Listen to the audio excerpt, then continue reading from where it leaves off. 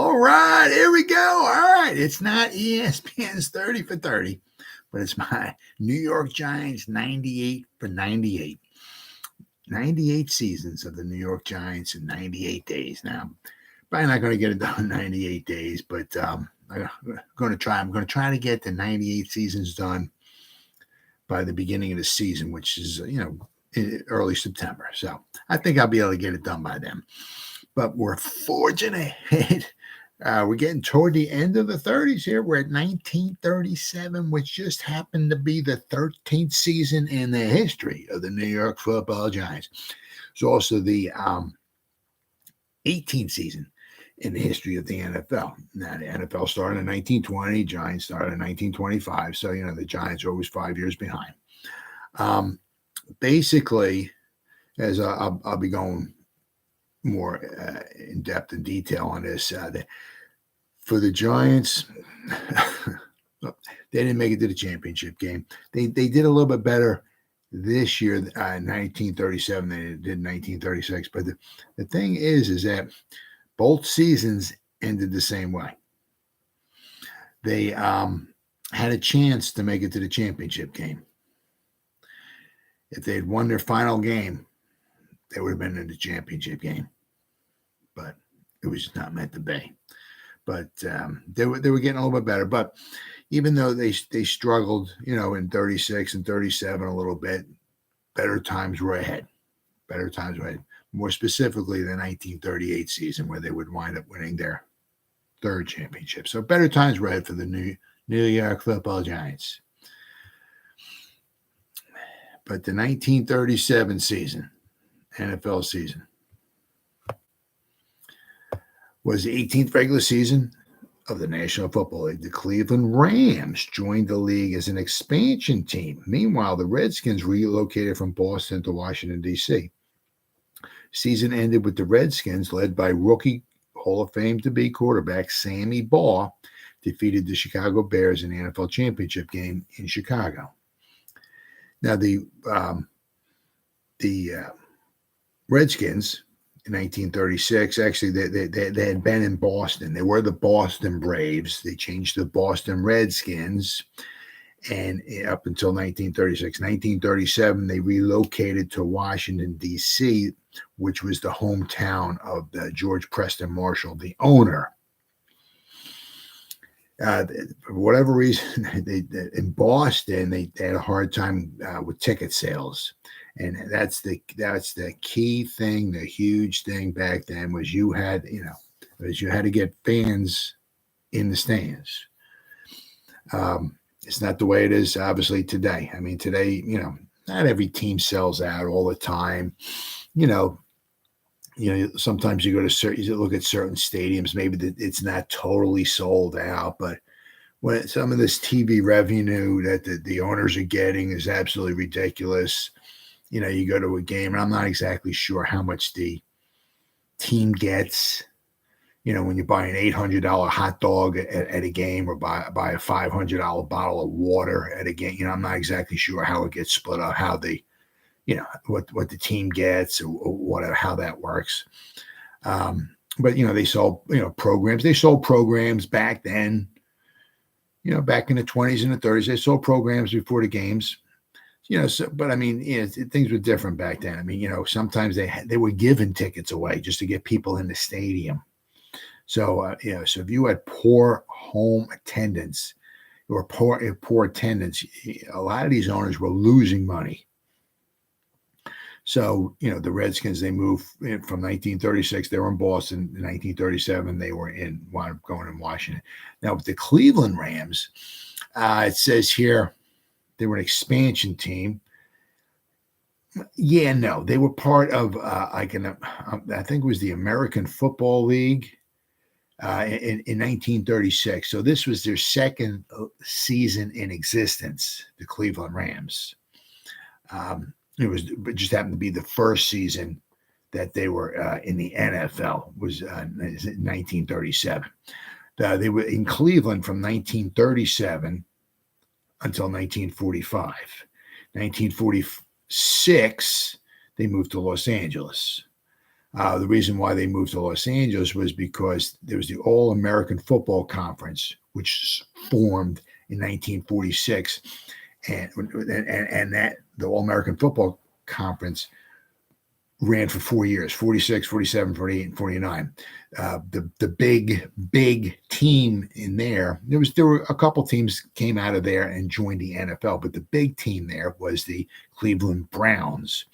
They won all 4 seasons. They won the championships all 4 years. They were coached by Paul Brown, one of the greatest coaches of all time. So the Cleveland Rams also figured that they were going to have they had a hard time with their attendance was poor as well too in Cleveland.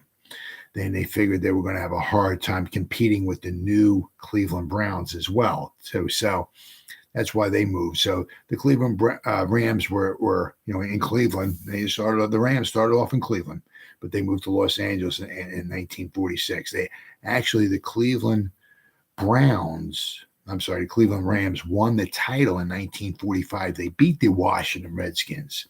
Oddly enough, on a real odd play, which obviously nowadays you will never see, never. The 1945 championship game, Cleveland, the Rams won 15-14 over the Redskins, over Sammy Baugh, the Washington Redskins. The Rams had 13 points.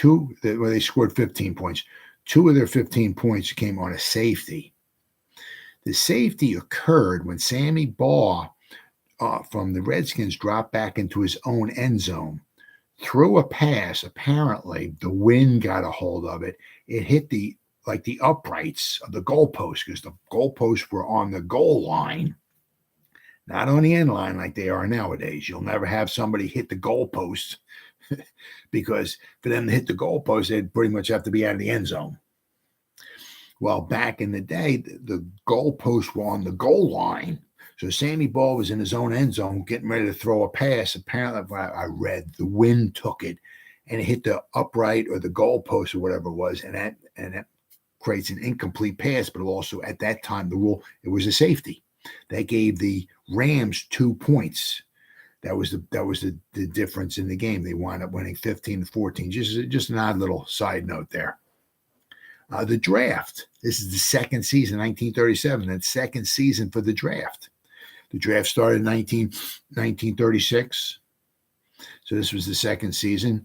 It was held on December 12th, 1936. Actually, there was 2 drafts in 1936. Just because the first initial draft was in February of 36 for the 36 season. The 1937 draft was held on December 12th, 1936. And this one, the second draft, was held in New York City's Hotel Lincoln.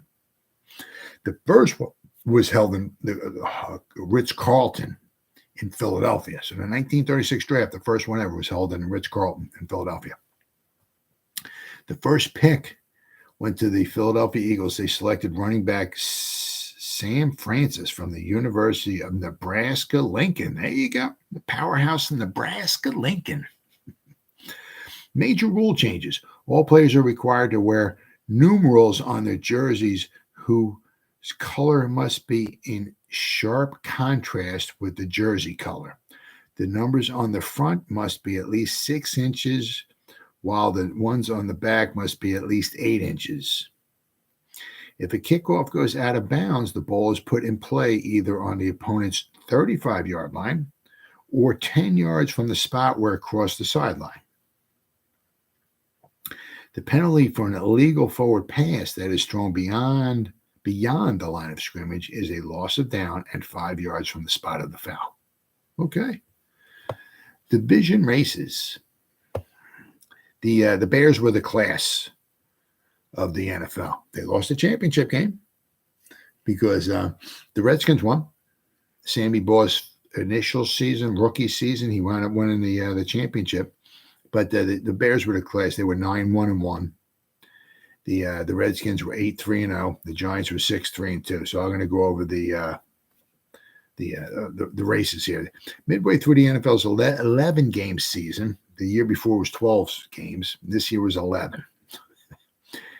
The Bears were unbeaten at 5-0 in Western Division, while the Giants were leaders in the East at 4-1. The Giants, the last 6 games they didn't do very well, and they played to, and then they played to a 3-3 tie. The Giants and Bears continue to stay in the lead in their divisions, and the Bears clinched a spot in the title game with its 13-0 win over the Detroit Lions. On December 5th, 1937, the final game of the season had the Washington Redskins, who were 7-3, traveling to New York, who was 6-2. A win or a tie would have gave the Giants the Eastern title. It was not meant to be. The Redskins triumphed. Only 49-14. Close game. And they got the division crown and the trip to face the Chicago Bears in the 1937 championship game. The league leader, Sammy Baugh, led the league in passing, 1,127 yards. Cliff Battles led the league in rushing, 874 yards. He became the first guy ever to lead the league in 2 different seasons in rushing. Receiving was Gaynell Tinsley of the Chicago Cardinals. He had 675 receiving yards. That was a lot back then. A lot. The NFL draft here. Okay, as I mentioned, the Eagles took Sam Francis, a back from Nebraska. But in the first round, the Giants took Ed Widseth, a tackle from Minnesota. Right? Who do we take this year? John Michael Schmitz, right? Center from where? Minnesota. Second round, the Giants took Arthur Tarzan White, a back from Alabama. Third round, they took Jerry Dennerlein, a center from St. Mary's of California. Fourth round, the Giants took Ward Cuff, who was a very good football player. He was an end from Marquette. Round 5, the Giants took Mickey Kabrowski, a quarterback from Trinity of Connecticut. The 6th round, the Giants took Jim Farley, a back from VMI. Round 7, the Giants took Jim Poole, a back from Ole Miss. Round 8, Giants took Gene Myers, a back from Kentucky, Gene Mayers. Round 9, the Giants selected Dwight Shayer, an end from Washington State. In round 10, the Giants took Chuck Jalatka, an end from Mississippi State. So, it says the draft was the second draft held in the National Football League. The draft took place on December 12, 1936 at the Hotel Link in New York City. The draft consisted of 10 rounds with 100 players selected.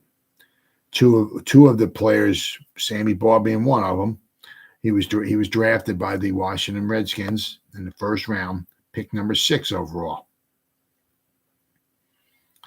So there were 2 players that wound up going into the Hall of Fame. And even had Mr. Irrelevant was Solon Holt, a guard. The Cleveland Rams selected Solon Holt. He was Mr. Irrelevant. Okay, there you go. Let's see. So in the 1936 season, the Giants were 5-1 going into the final game at home against the Boston Redskins. The Boston Redskins were 6-5. They were 6-5. The Giants were 5-1. So the Giants would have beaten the Boston Redskins in New York at the Polo Grounds on December 6, 1936. The Giants would have been 6-5-1. Their 12 games, 6-5-1. Meanwhile, the Boston Redskins would have been 6-6. Due to the fact that Giants would have had the better winning percentage, the Giants would have won the division and gone on to the championship game. They probably would have lost to the Packers. The Packers were a very good team in 1936, but they would have won.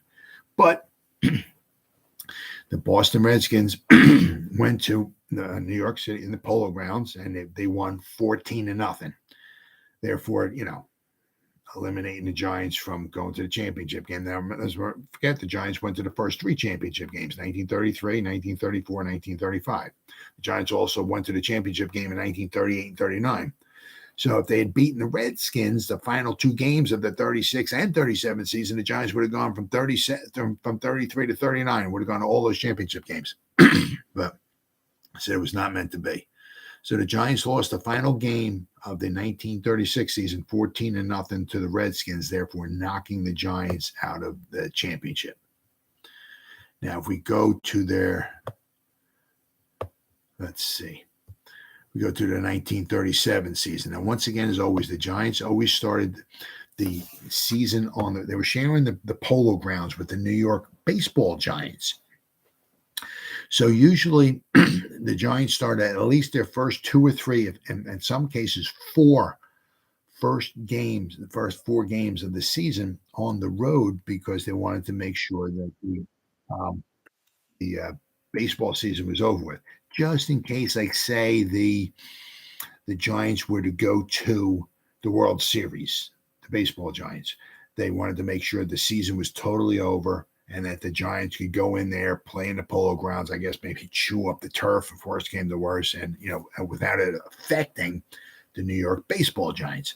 So once again, the Giants started their first 3 games were on the road. All right. The first game of the season was September 16th. It was on a Thursday, September 16th. They had Thursday night football back then against the Washington Redskins. They were on the road. The Washington Redskins won 13-3. So basically, they started their season and they ended their season against the Washington Redskins. So let's see, the Redskins won 13-3, putting the Giants at 0-1.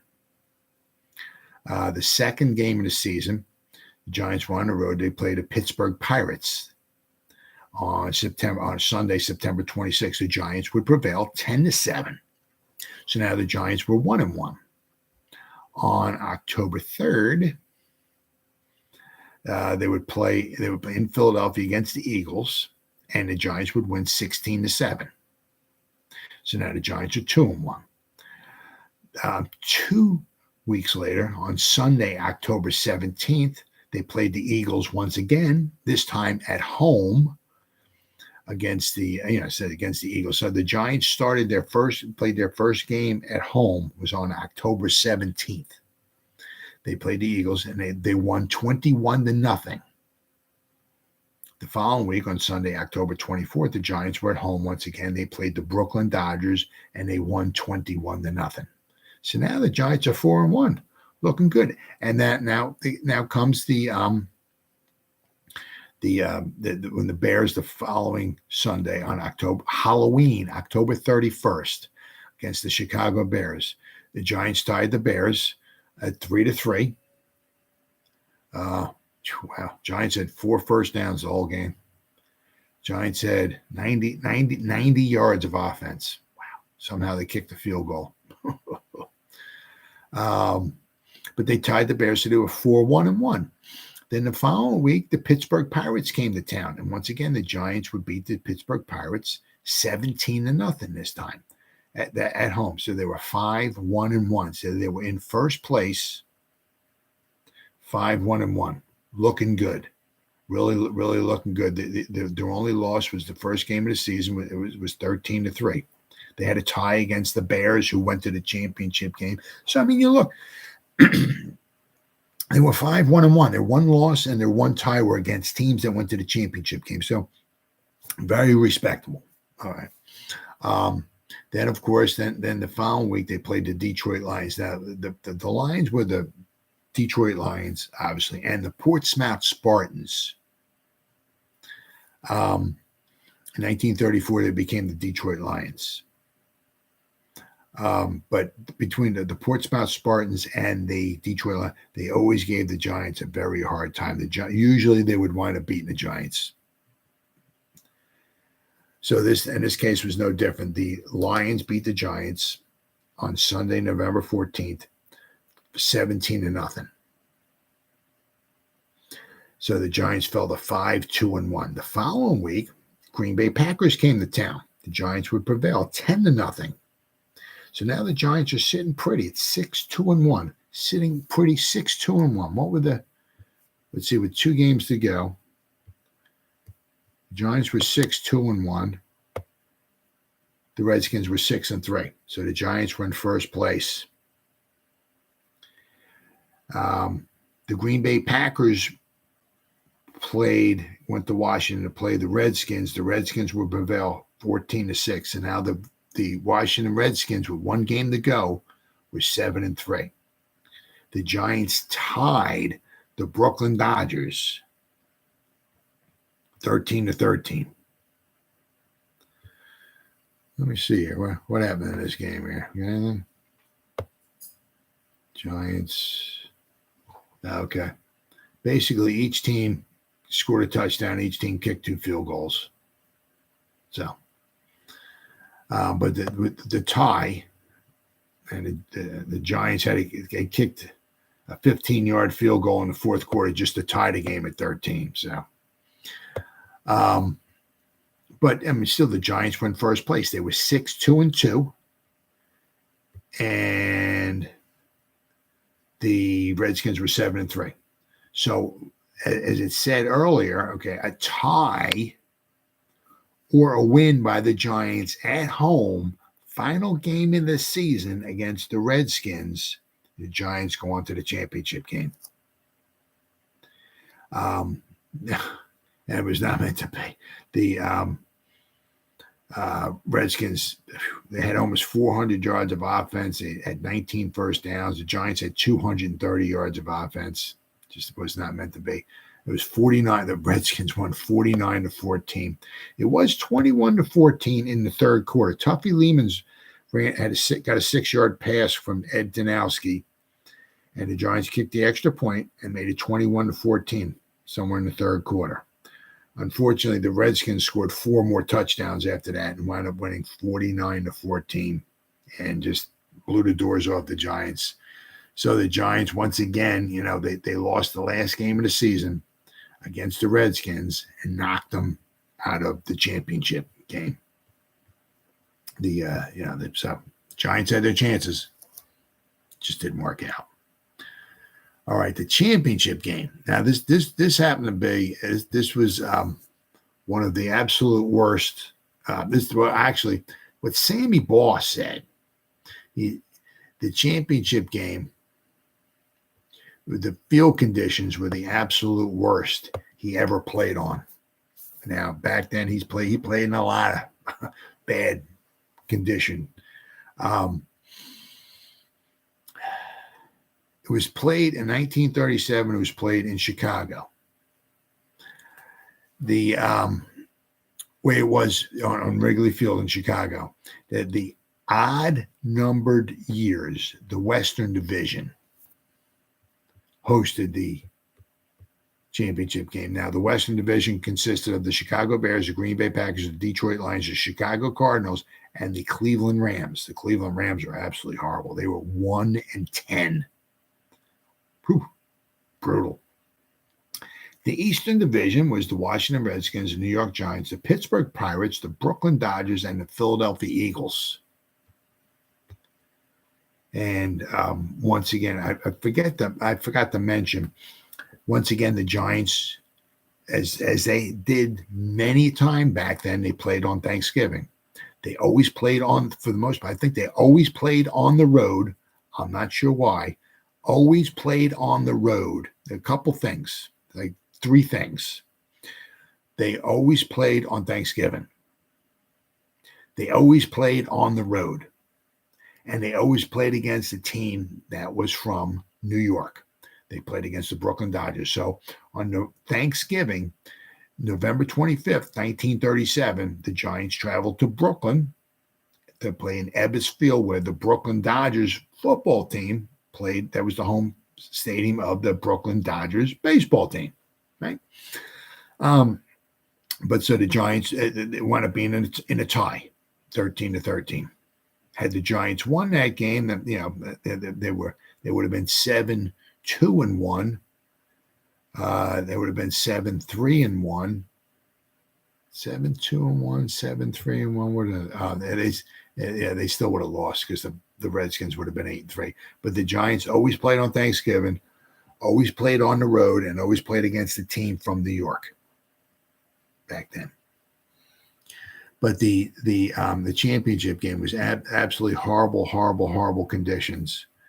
As Sammy Baugh said, it was the worst conditions he ever played in, because the field was frozen. The chunks of sod were like had been ripped up the week before, and everything was just frozen. And he said that when players would get tackled and fall on the ground, so the field would rip up there. He said a lot of guys were bleeding, a lot of bleeding from being tackled on grass. The 1937 NFL Championship game. So as I mentioned, I said the odd number years were the Western Division were the home team. So the 1937, the odd number years, so the Chicago Bears won the Western Division. They hosted. The even number years were the Eastern Division. 1937 was the fifth championship game of the National Football League. It started in 1933. So 33, the Bears beat the Giants. 34, the Giants beat the Bears. 35, the Detroit Lions beat the Giants. 1936, the Green Bay Packers beat the Boston Redskins. 1937, the Washington Redskins beat the Chicago Bears. Got that? Prior to the 1937 season, the Redskins owner George Preston Marshall moved the team from Boston to his hometown of Washington, D.C. The Boston Redskins won the Eastern Division title the previous season, but attendance were very poor in Boston, which forced Marshall to move the 1936 NFL Championship game from Fenway Park to the Polo Grounds in New York City.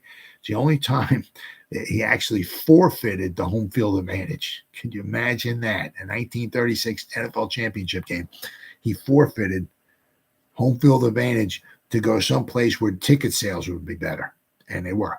It proved well. He proved right. Let's see, the Redskins selected quarterback Sammy Baugh from TCU in the first round of the 1937 NFL draft, and the rookie led the league in passing with a then record 81 pass completions. And the Redskins halfback Cliff Battle led the NFL in rushing with 874 yards. The Bears had a 9-win season under head coach George Halas, the last for Bears great Bronco Nagurski. Baugh stated that the field conditions were, in his words, the worst field I ever saw. The field had been torn up the previous week, and it froze solid with jagged clods sticking up. I've never seen so many people get cut up in a football game. Leaning from the sneakers game in 1934, both teams were prepared with a supply of basketball shoes in case of a slippery field condition. The temperature at kickoff in Chicago was 24 degrees. Game summary. The Redskins scored first when Baugh led the team down to the Chicago 7-yard line, where he slipped the ball to Battles on a reverse for the game's first touchdown. The Bears came back, however, as halfback Jack Manders scored the next 14 points for the Bears, a touchdown run, a touchdown pass reception, and he was also their extra point and field goal kicker as well, too. He's the one, Jack Manders, in the first initial championship game of 1933, he kicked 3 field goals. I mean, you kick 3 field goals in one game. That's impressive. Nowadays, they're kicking 5, 6, it's like a joke nowadays, but you kick 3 field goals in one game. Back then, that was pretty impressive. Well, Jack Manders kicked 3 field goals in the 1933 championship game, and the Bears wound up winning 23-21. So had he missed one of those field goals, and it was easy to miss field goals back then. Had he missed one of those field goals, the Giants would have won the game. It was not meant to be, but Jack Manders, he was a very good field goal kicker as well. So Chicago led 14-7 at halftime. Baugh took over in the second half, mixing short passes and long passes, shredding the Bears' defense. Baugh would wind up finishing 18 out of 33 for 335 yards passing. He had led the league in 1937 with an average of 102 passing yards per game, which was phenomenal back then. even using 5 defensive linemen. Most teams used 6 at the time, and a sixth defensive back. The Bears could not stop the Bears' passing attack. I mean, his final pass was just unbelievable, absolutely unfreaking believable. I'm going to go over that in a second. In the fourth quarter, the score was tied. Okay, here we go. 21-21. Before Barr threw a 35-yard touchdown strike to Redskins wingback Ed Justice to take the lead for good at 28-21. I mean, it was unbelievable. If you see the highlights of it on YouTube, Sammy Barr gets the ball, the snap. He drops back to pass, and he has some pressure. So he's like off of his back foot. Right? He's flinging his ball that's probably all beat up, probably who knows if it's deflated correctly or whatever. Frigid temperatures, horrible conditions, and all.